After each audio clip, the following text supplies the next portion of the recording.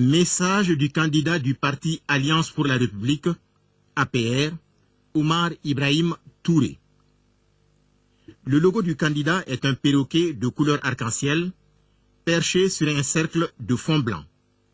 Dans le fond blanc apparaît le sigle du parti APR et la devise sur la circonférence du cercle, fraternité, travail, justice.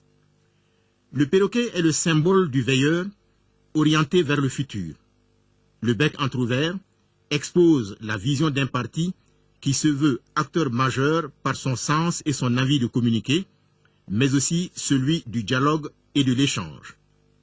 Épurant les couleurs arc-en-ciel de l'oiseau, pour ne garder que la dominante orange, il est ici mis en exergue l'association entre la symbolique de communication et de couleur de l'oiseau.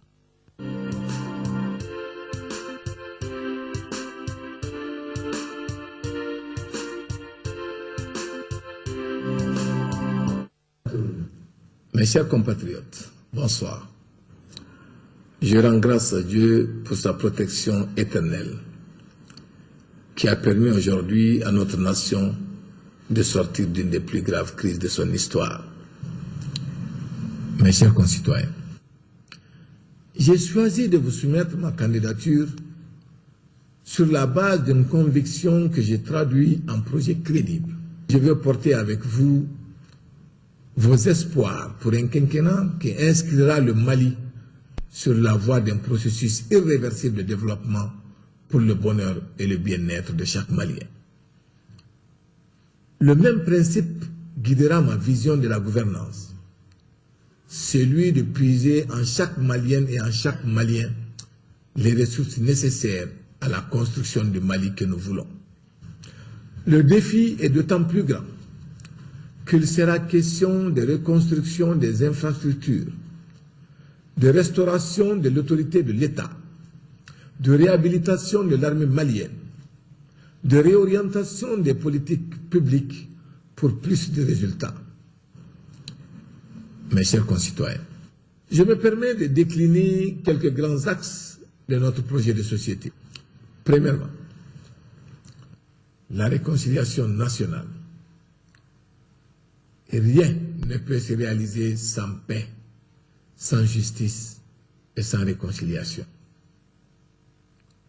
Pour y parvenir, il faut un dialogue inclusif entre toutes les filles et tous les fils du Mali, et particulièrement entre toutes les communautés du Nord. La sécurité. La guerre imposée au Mali à partir de janvier 2012 par les forces obscurantistes de tout acabit a mis à nu les carences sécuritaires latentes de notre État et son impuissance à faire face à ses obligations de défense de l'intégrité territoriale. Nous sommes respectueux de la loi fondamentale qui stipule à son article 22 que la défense de la patrie est un devoir pour tous citoyens. Dans cette logique, nous créerons une synergie d'action entre toutes les parties prenantes des questions de défense et de sécurité pour bâtir une armée bien formée, équipée, disciplinée, respectueuse des valeurs républicaines, réconciliée avec elle-même et son peuple. Une armée qui sera mise au niveau requis des armées onusiennes. Dans ce cadre, nous créerons des centres intégrés de gestion de la sécurité. Ces centres inclusifs travailleront à dégager des axes prioritaires du binôme sécurité-développement pour le Mali.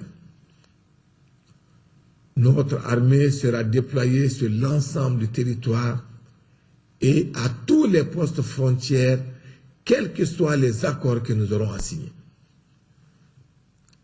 Notre politique a toujours été la santé partout, sur l'ensemble du territoire et accessible à tous les Maliens. Les efforts que nous avons eu à déployer quand nous étions à la tête du département de la santé vont être renforcés. Je rappelle la construction des hôpitaux et leur équipement. Je vais parler de l'hôpital du Mali, l'hôpital de Sikasso, l'hôpital de Mopti. Mais pour les prochaines années, quand nous serons à la tête du pays, non seulement ces efforts-là vont continuer, mais nous allons mettre l'accent particulièrement sur le renforcement des capacités des ressources humaines, la santé communautaire et hospitalière, la recherche en santé et l'hygiène hospitalière. Et nous allons installer des facultés de médecine autour des grands hôpitaux de l'intérieur, tels que l'hôpital de Sikasso et l'hôpital de Mopti. Que Dieu bénisse le Mali. Je vous remercie.